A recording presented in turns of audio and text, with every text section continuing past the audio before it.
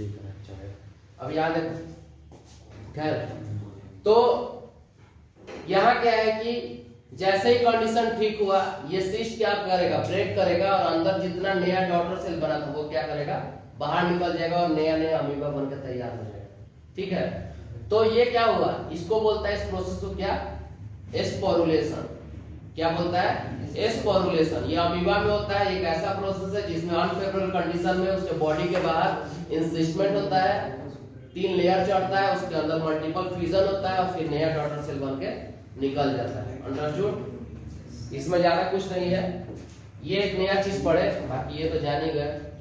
ये फ्रेगमेंटेशन तो जानते हो तुम लोग, फ्रेगमेंटेशन किसके अंदर होता है, स्पाइरोगेरा। स्पाइरोगेरा एक तरह का ऑर्गेनिज्म है। क्या दिखाइए, ऐसा ही दिखता है, कैसे होता है सर ये बताइए। अरे बाबू, माइक्रोस ऑर्गेनिज्म है जो कि आंख से नहीं देख सकते हैं, ना माइक्रोस्कोप से देख सकते हैं, गूगल पे देख सकते हैं। हाँ पहले हम बढ़ा दें। तो फ्रेगमेंटेशन में क्या है कि ये एक स्पाइरोगेरा है, ठीक है, उसका ही बॉडी 2 में डिवाइड कर जाएगा अलग अलग। अभी जो 2 में डिवीजन देख रहे थे लोग, वो ऐसा डिवीजन नहीं था, वो क्या था कि उसका सेल डिवाइड कर रहा है, न्यूक्लियस डिवाइड कर रहा है, तब हो रहा है। यहाँ ऐसा नहीं होता, यहाँ बॉडी डिवाइड हो जाता है सीधे, और उसके बाद जो बॉडी डिवाइड होगा फिर वो अपना नया बनेगा। सर तो वो इक्वल पार्ट में डिवाइड हो रहा है। हाँ, और यहाँ पे ऐसा कोई इक्वल आगे 2-2 न्यूक्लियस अलग अलग डिवाइड हो किसी भी जाता है। पार्ट में डिवाइड हो। हाँ, फ्रेगमेंटेशन में कि किसी भी फ्रेगमेंट में कट करो, वो निकल के फिर अपना नया इंडिविजुअल बना देगा। हाँ, वो जैसे बॉम्ब जो हाँ, ठीक। इसके बारे में तो आप लोग बचपन से पढ़े हो लोग, yes sir, body, yes sir. ठीक। हाँ, नर्सरी से पढ़ रहे हो। ये क्या है हमारा, हाइड्रा। क्या है ये, हाइड्रा।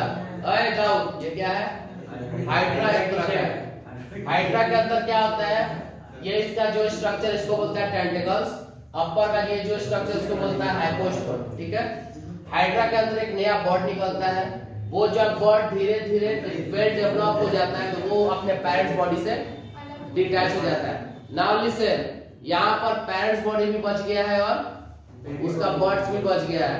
हाँ, अभी जो पीछे पढ़ रहे थे लोग, पेरेंट्स बॉडी नहीं बच रहा था, वो डायरेक्टली डिवाइड हो जा रहा था, डायरेक्टली टेक प्लेस हो रहा था, लेकिन यहाँ ऐसा नहीं है, बॉडी में यही डिफरेंस है। ठीक, नाउ नेक्स्ट बॉडिंग वाला किसमें होता है, ईस्ट में, जो कि आप लोग केक में खाते हैं बहुत अच्छे से, उसके अंदर। ठीक, ये हमारा ईस्ट का स्ट्रक्चर है, उसके बॉडी के ऊपर एक आउटग्रोथ निकलेगा, सेम वैसे ही न्यूक्लियस डिवाइड करेगा, और ये जो बर्ड है वो 1 2 3 4 भी बन सकता है, और जितना बनेगा उतना नया ईस्ट तैयार हो जाएगा।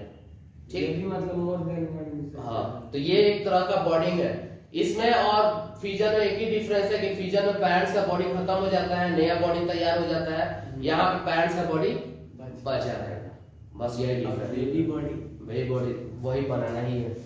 दिखाया नहीं है। ठीक, तो ये हो गया बॉडी। नेक्स्ट क्या है हमारा, रीजनरेशन इन प्लेनेरिया। इसके बारे में भी आप लोग पढ़े हो। क्या होता है, प्लेनेरिया का स्ट्रक्चर है, उसको 3 भाग में कट कर दो, फिर भी वो तीनों ग्रोथ करके नया में कन्वर्ट कर देगा। तो ये हो गया रीजनरेशन। रीजनरेशन और कहाँ कहाँ होता है, छिपकली का पूंछ कट के निकल जाता है तो वो फिर से रीजनरेट हो जाता है,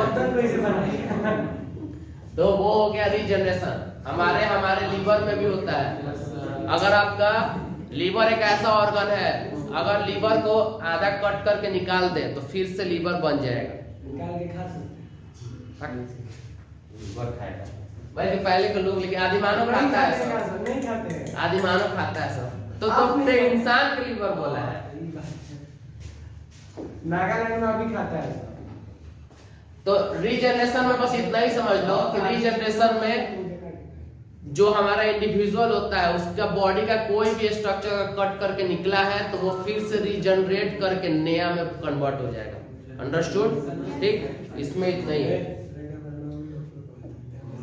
अब देखो नेक्स्ट क्या है हमारा, अब याद तो स्पोर फॉर्मेशन में क्या होता है, ये 3 में होता है, क्लामिडोमोनास में, पेंसिलियम में और गैम्यूल इन स्पॉन्जी में। ठीक, यहाँ क्या होता है कि ये है हमारा क्लाइमेडोमोनास का स्ट्रक्चर, ठीक। इसके अंदर क्या होता है, स्पोर्स बनते हैं। क्या बनते हैं? स्पोर्स लाइक स्ट्रक्चर बनता है।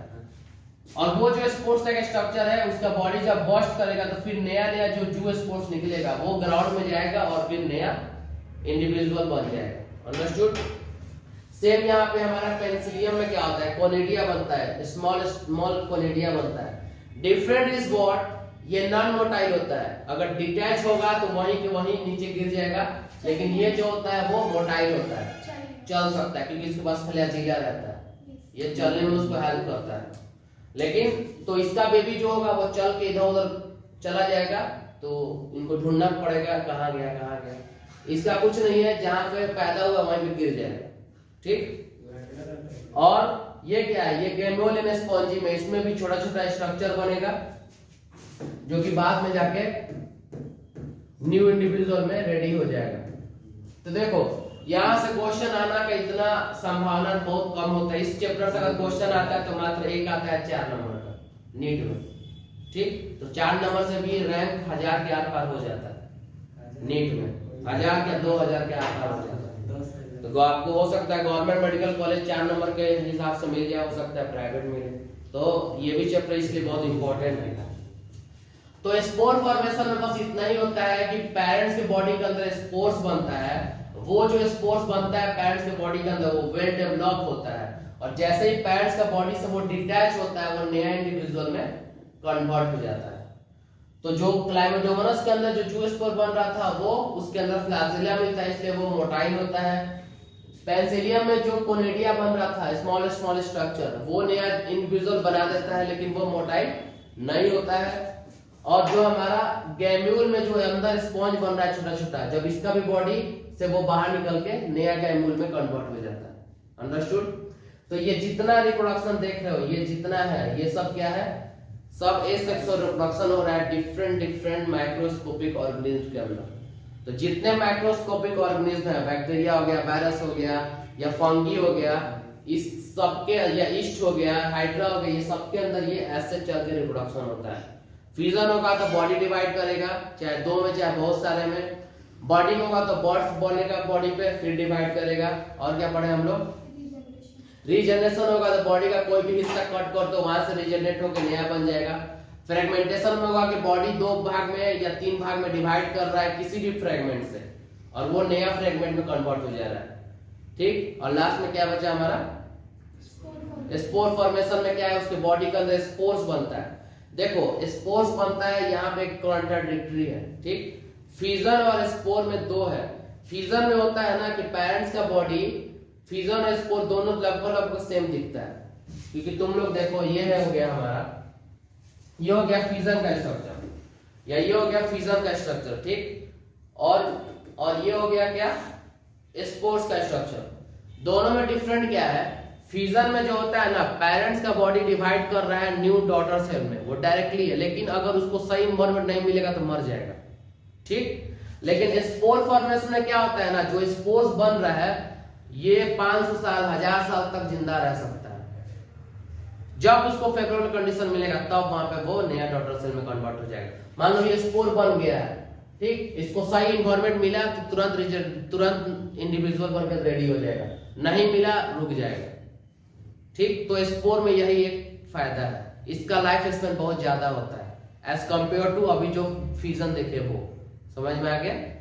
क्योंकि स्पोर में क्या होता है, इसमें एक्स्ट्रा, सब में क्या होता है, सब में एक्स्ट्रा प्रोटेक्शन होता है, इसलिए ये ज्यादा दिन तक रहता है। तो डिफरेंस बस यही है स्पोर फॉर्मेशन में और बाकी और फ्यूजन में, ठीक। यहाँ तक क्लियर? बाकी इस चैप्टर में कुछ नहीं बचा है, बाकी एक वेजिटेटिव प्रोपगेशन बच गया है और एक सेक्सुअल रिप्रोडक्शन में थोड़ा बहुत बता रहा है, क्योंकि इसका ऑलरेडी 2 चैप्टर बताएंगे।